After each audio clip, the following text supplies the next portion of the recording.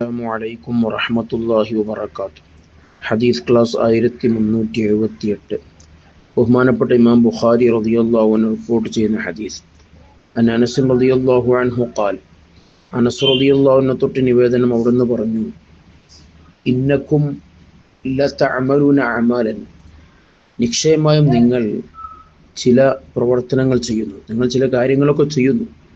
ഹിയ അദഖു ഫി അഅയുനിക്കും മിനശ്ശഅർ, ആ പ്രവർത്തനങ്ങൾ നിങ്ങളുടെ ദൃഷ്ടിയിൽ നിങ്ങൾ മുടിയേക്കാളൊക്കെ വളരെ നേർമയായ, വളരെ നിസ്സാരമായിട്ടാണ് നിങ്ങളത് കാണുന്നത്.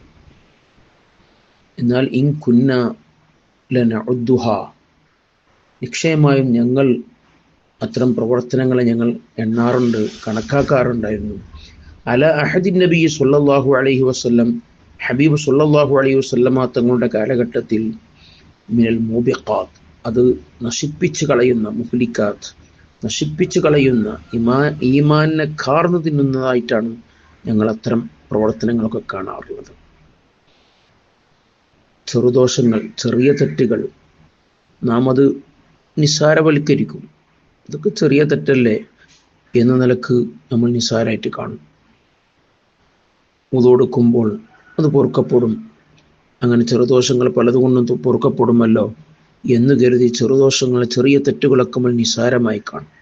അനസ് റളിയല്ലാഹു അൻഹു പറയാണ്, അത്തരം ചെറിയ തെറ്റുകളൊക്കെ ഞങ്ങളത് വലിയ ഒരു തെറ്റുകളായിട്ടാണ് കാണാറ്. അതൊക്കെ ഞങ്ങൾ ഈമാനിനെ നശിപ്പിക്കുന്ന, ഈമാനിൻ്റെ പ്രഭയെ കെടുത്തിക്കളയുന്ന പ്രവർത്തനങ്ങളായിട്ടാണ് അത്തരം അമലുകളൊക്കെ ഞങ്ങൾ കാണാറുള്ളത് എന്നാണ് അനസ് റളിയല്ലാഹു അൻഹു പഠിപ്പിക്കുന്നത്. അതുകൊണ്ട് നാം ചെയ്യുന്ന ചെറുദോഷങ്ങൾ അതൊരിക്കലും നിസ്സാരവൽക്കരിക്കരുത്. ചെറുതല്ലേ, അതൊന്നും സാരല്ല, ഇതൊക്കെ പൊറുക്കപ്പെടുമല്ലോ എന്ന് കരുതി നമ്മളത് ധാരാളം ചെറുദോഷങ്ങൾ ചെയ്യുന്നവരാകരുത്. തെറ്റുകളിൽ നിന്ന് മാറി നിന്ന് ജീവിക്കണം. ചെറുദോഷം പോലും ചെയ്യാതെ ജീവിക്കാൻ നമുക്ക് ശ്രമിക്കണം. അല്ലാഹു സുബ്ഹാനഹു വ തആല തിന്മകളിൽ നിന്നും, തെറ്റുകളിൽ നിന്നും മാറി നിന്ന് പരിശുദ്ധമായ ജീവിതം നയിക്കാൻ അല്ലാഹു നമുക്കൊക്കെ തൗഫീഖ് നൽകട്ടെ. ആമീൻ യാ റബ്ബൽ ആലമീൻ. വസല്ലല്ലാഹു അലാ സയ്യിദിനാ മുഹമ്മദിൻ വഅലാ ആലിഹി വസഹ്ബിഹി വസല്ലം.